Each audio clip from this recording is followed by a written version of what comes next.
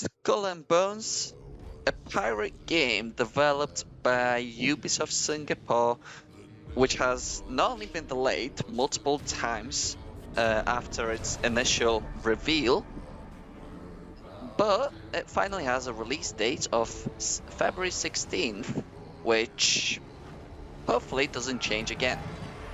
Ubisoft did actually do another closed beta between the 16th and 18th of December, and somehow, I don't know until this very day, I did manage to get a code and invitation from Ubisoft themselves to play the game for the total of 6 hours, and in today's video I'm going to tell you about my thoughts I had after we played the game. We did, however, manage to play 4 out of the 6 limited hours of the game due to the servers crashing, but I mean, that's the game is still in beta, so it's totally understandable. Alright, let's get into the review. After playing the game, I do have to say, it was, and it had, fun gameplay, and a better naval combat system than actually Black Flag did, which actually not only were more developed and more, I feel like, easier to master after during the beta, of course, it did feel quite unique to its own game. At some point, I even spent an hour, or even more than an hour, just sailing around with my ship, doing nothing but exploring and getting into combat myself, which again shows how enjoyable the game really is and feels like. The game does have minor issues in terms of graphics, textures, etc., but hopefully they will be fixed once the game launches officially on February 16th. Despite the game being fun and actually, I don't know, like I will be able to play the game for hours, I do feel like it has a really big issue, which comes to how it's marketed compared to how it actually is. The game is marketed as that really amazing, huge game with loads of islands, loads of lands for you to explore, and basically, that's not fully true. There are a lot of islands, don't get me wrong. It has beautiful scenery, and even for a beta, but it's not as open as I hoped it would be. You are limited to basically standing in front of the steering wheel on your ship. You cannot get off the ship and explore it, walk on board of it, which I believe I'm not the only one who would love to do that, just like in Sea of Thieves or Assassin's Creed Black Flag, or in any other Assassin's Creed Assassin's Creed game that had naval combat or some kind of mechanics with the ship. We are limited by docking the ship in the docking stations, which again isn't too bad if that wasn't the only option.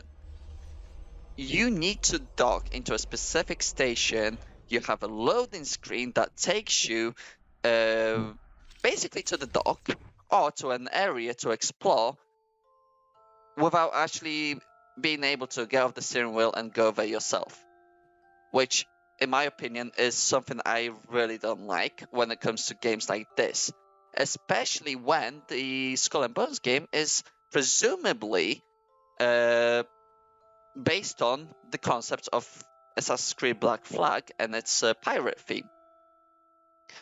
Another thing is, when it comes to harvesting things like materials, you do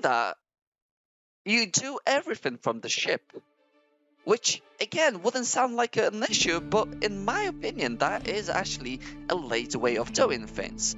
You don't get a chance to actually explore the lands yourself, gather materials that way, just like in other games where you can just, get off the steering wheel, jump into the water, swim to a small island or an island and explore it in full glory. You are limited to the paths, and you are limited to what you can do in this presumably huge open world game.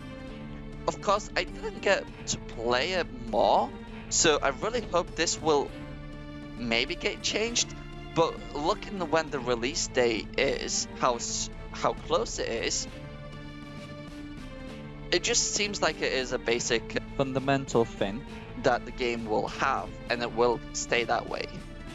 Which, again, just shows how falsely the game has been marketed in some way as an open world game. I know it doesn't officially say an open world game. However, it does say that from the coast of Africa to the lush tropical islands of the East Indies, the world of Skull and Bones is a treasure trove to explore. And by exploring, it seems like it will be an open world. And I mean, the story itself so far seems slow, but at the same time, it doesn't mean it's not gonna be good. Because, I mean, the story-wise, we don't know. We are just crew member who just survived our ship being sank, and basically we're trying to get our ranks up as a pirate. Anyway, I do worry about another thing in the game, which will be how it's gonna progress through, since it's a release. I feel like it's gonna be similar to GTA. If you didn't play it from day one, or from the very beginning, if you load to a public server, you will be destroyed.